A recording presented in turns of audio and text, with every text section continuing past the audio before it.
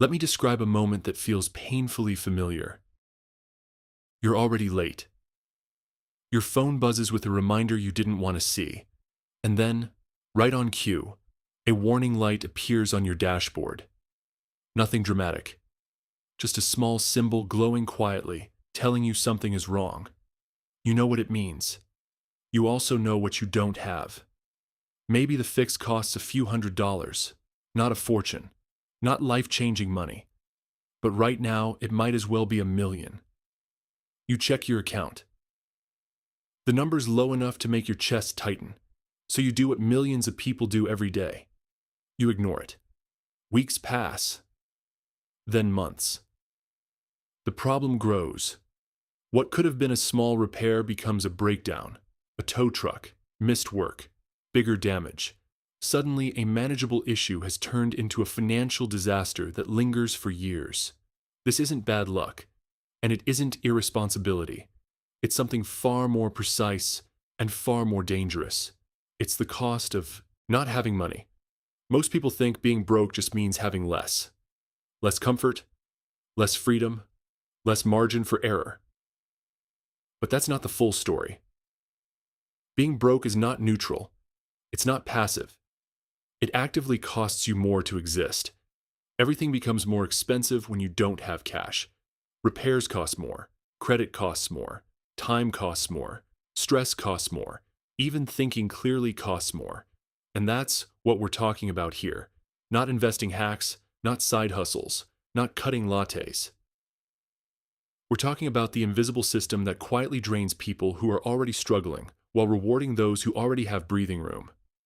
If you feel like you're running faster every year but never getting ahead, if one unexpected bill feels like it could erase months of effort, then this isn't about discipline. It's about math. In this series, we're going to break down why the system makes stability expensive, why cheap choices are, often the most costly ones long-term, and how people get trapped paying more simply because they don't have enough upfront. And most importantly, we'll talk about how to step out of that trap. Because once you see the equation clearly, you stop blaming yourself, and you start playing a different game. There's a strange lie we grow up believing, that buying cheaper saves money. On the surface, it makes sense. Lower price, smaller hit, less pain right now. But over time, that logic collapses, and for people without savings, it collapses brutally. Imagine two people buying the same basic item: shoes, tools, appliances. It doesn't matter. One person can afford quality. The other can only afford what's cheapest today. The higher quality version lasts years. The cheap version breaks, wears out, or fails quickly. So it has to be replaced. Again, and again, and again. Over time, the person who saved money by buying cheap ends up paying far more, while also dealing with constant inconvenience, stress, and disruption. This pattern repeats everywhere. Furniture that collapses, electronics that die just after the warranty ends, tires that wear unevenly, clothes that lose shape after a few washes. You're not paying less. You're paying in installments, with interest, frustration, and lost time. This is what economists quietly call a poverty premium. When you don't have capital, you're forced into decisions that cost more in the long run. And here's the cruel part. The system treats that as a personal failure instead of a structural problem. You didn't choose to buy the inferior option because you wanted to. You chose it because it was the only option available. This dynamic extends far beyond physical goods. It affects healthcare, where preventative care is skipped until emergencies happen. It affects education, where cheaper shortcuts replace long-term skill building. It affects food, where bulk savings are locked behind upfront cash. Even basic household items follow this rule. The people with extra money buy once and forget about it. The people without it are stuck constantly replacing, repairing, or improvising. And each replacement steals something invisible but vital: mental energy. When you're constantly dealing with things breaking, expiring, or failing, your attention is always pulled backward, toward damage control instead of progress. That's not a coincidence. It's a compounding effect. You're not just paying more money. You're paying more attention, And attention is one of the most valuable resources you have. Now let's talk about the place that claims to protect your money. Banks love customers with high balances. They waive fees, offer perks, extend low-interest credit. They treat wealth like trustworthiness. But if your balance is low, the tone changes fast. A forgotten subscription, a delayed paycheck, a mistimed charge. Suddenly, your account dips below zero, and instead of help, you're hit with penalties. Not small ones, punitive ones. You didn't borrow hundreds of dollars. You borrowed a few. But the fee can be 30, 40, sometimes more. For accessing money you didn't even realize you were missing. If you calculated the interest rate on that transaction, it would sound criminal. Yet it's legal. Because it's not called interest. It's called a fee. And fees are where the system quietly extracts money from people least able to afford it. Those charges don't hit people with cushions. They hit people balancing on the edge. Banks make billions every year from overdrafts, late fees, and minimum balance penalties. And the majority of that money comes from accounts with the smallest balances. This isn't accidental. It's optimized. People with savings are rewarded for stability. People without it are charged for instability. And the irony is painful. The people who need flexibility the most are offered the least. The system assumes that financial stress is a moral flaw rather than a situational one. So instead of creating buffers, it monetizes mistakes. Miss once, pay forever. And once you're paying fees, you're no longer building momentum.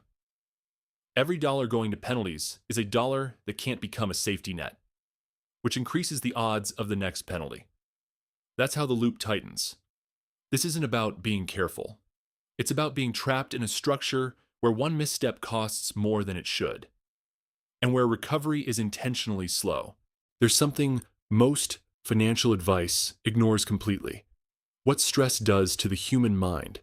When money is tight, not abstractly, but urgently, your brain shifts into survival mode. Short-term thinking takes over. Long-term planning fades into the background. This isn't weakness. It's biology. Studies show that chronic financial stress reduces cognitive bandwidth. Your ability to plan, evaluate risk, and delay gratification drops significantly. You're not worse at math. You're overloaded.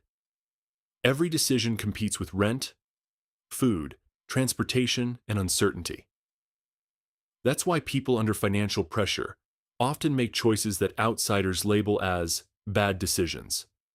High-interest loans, impulse purchases, gambling on unlikely outcomes. Not because they're irrational, but because their mental energy is depleted. When you're constantly juggling bills, deadlines, and emergencies, the future feels distant and theoretical. Immediate relief feels necessary, and systems built around profit know this.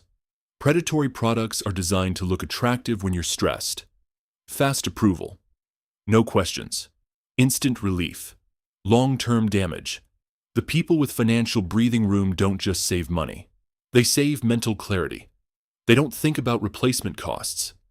They don't panic over timing. They don't calculate every transaction emotionally. That freedom compounds. While one person is planning growth, another is stuck managing damage. And here's the hardest truth. Mental scarcity keeps people from escaping financial scarcity, not because they lack intelligence, but because they lack space. In many places, a car isn't optional. It's access to work, to income, to stability. But the cost of a car depends less on the vehicle and more on your financial position. People with savings and decent credit buy reliability, moderate prices, low interest, predictable costs. People without that access are pushed into a different market entirely.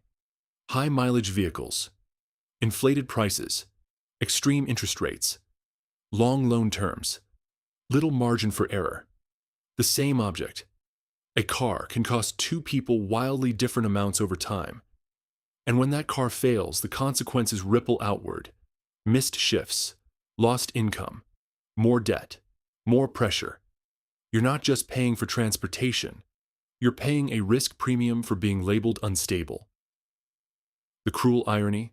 The only way to appear less risky is to already have money, which is why so many people stay stuck paying more for worse outcomes. Housing is the ultimate example of expensive scarcity. Renters often pay more per month than homeowners, without building anything. No equity, no appreciation, no long-term protection from rising costs. Ownership requires savings, down payments, stability, the very things high rent prevents. So people stay renting, paying more, saving less, trapped. You're not just renting space, you're renting certainty. And the price keeps going up. Lack of money adds friction to everything.